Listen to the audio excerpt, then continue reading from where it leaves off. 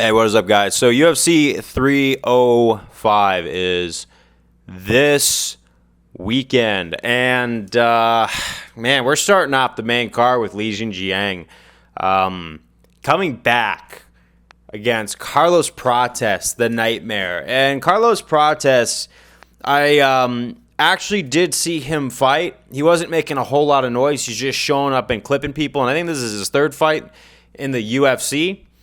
From what I saw, and both of his fights in the UFC that he's done, he has been by finishes, like methodically thought out finishes. So this guy is looking for a new test in Jingliang, and Jingliang has merit in the division, obviously. Now, is he the most dangerous guy on the roster? Is he ever going to be Kamaru Usman status? Probably not. Jingliang is 36 years old, and if you look at who he's fought, he's kind of won a couple, lost a couple, when it comes to like being with the big dogs of the welterweight division. I believe he lost to Neil Magny, and then he beat Santiago Panzamoni, I believe. That's how his name goes. And then he lost to Hamza Chimaev, and then he goes on and, I think he fought Daniel Rodriguez was the last time I saw him fight. And that was a close fight that I feel like he got robbed. And the only reason I'm saying that Jingliang got robbed is he, obviously there's a big switch up in the camps and everything like that. He was supposed to fight Tony Ferguson on that card, and so did Daniel Rodriguez. He was supposed to fight like a gained opponent, but, Daniel Rodriguez was supposed to fight a guy who probably still had grit in the game, and he was taking that camp seriously. Now, obviously, Jingliang was taking the fight, seriously with Tony Ferguson. But Tony Ferguson was just coming off of that knockout loss to Michael Chandler, which was very detrimental. So I don't think the danger factor was really there. And then you fight a guy who's a lightweight start, and then you got to go up and you got to fight a welterweight who's also qualified to fight at middleweight. Totally two different fighters, changing camps, and it went the distance, and he fell short. So I feel like Jingliang really got messed over. And then he spent 2023, I think he was recovering from some sort of health issue. I think that's why his Michael Chiesa fight got canned.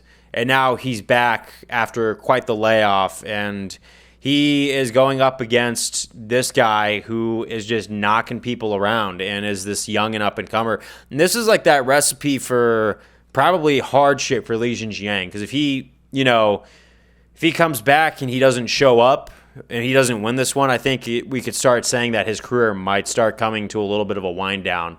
Not quite at its finishing stages yet, but the Nightmare, if he continues to live up to that name and just clipping people and finishing them, and it's not like he's just one-shotting them. He's got fight IQ. He's making sure he picks his moment. He's taking every round with what it is. He's not afraid of going the distance. I think he just fights smart enough, and he's fighting guys that are low enough ranking to where he finds those openings and finishing. Is he going to get it with Jingliang? Probably, if the fight goes in the Nightmare's favor. Because why?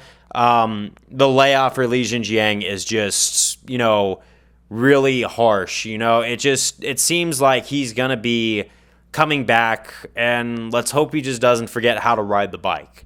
That's going to be the one thing that's going to save Jingliang, is he has to come in raw, come in with a little bit of octagon rust, and he's going to need to be back up to competition speed. So if the fight doesn't go his way, which I'm going to have him as the underdog in this fight, I don't think it's going to be the total end for his career, because there's benefit of the doubt of him suffering all those health issues. Plus, he has been a company man, especially with that last fight with Daniel Rodriguez that I saw.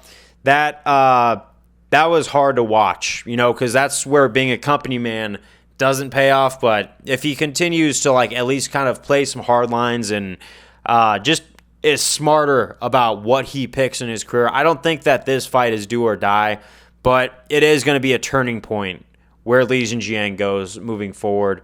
But I think that's just part of the game. Eventually, the guys who have been around for a while are going to eventually face the young up-and-comers. But like I always say, I've said this in a lot of different videos that I've made, this sport moves really fast. And 3 fights later, you might have lost 2 of those, and you're on shaky grounds, and then they're going to be feeding you to some guy who's coming up, and they want to market that dude. And the Nightmare seems like he's got a lot of potential if he continues to get finishes to get this done. And, he seems like he's going to be unnamed in the welterweight division if things keep going his way. I know that Jingliang is probably going to be an easy target for him, easier target just because of the layoff. So we'll have to see where he goes after this fight if he ends up winning it. But, this fight is actually a little more crucial to welterweight than we all want to believe. But I will see you guys on the next one. I'm going to be talking about the main card probably one video a day. But other than that, peace out. Stay safe out there. And the countdown to 3:05 begins.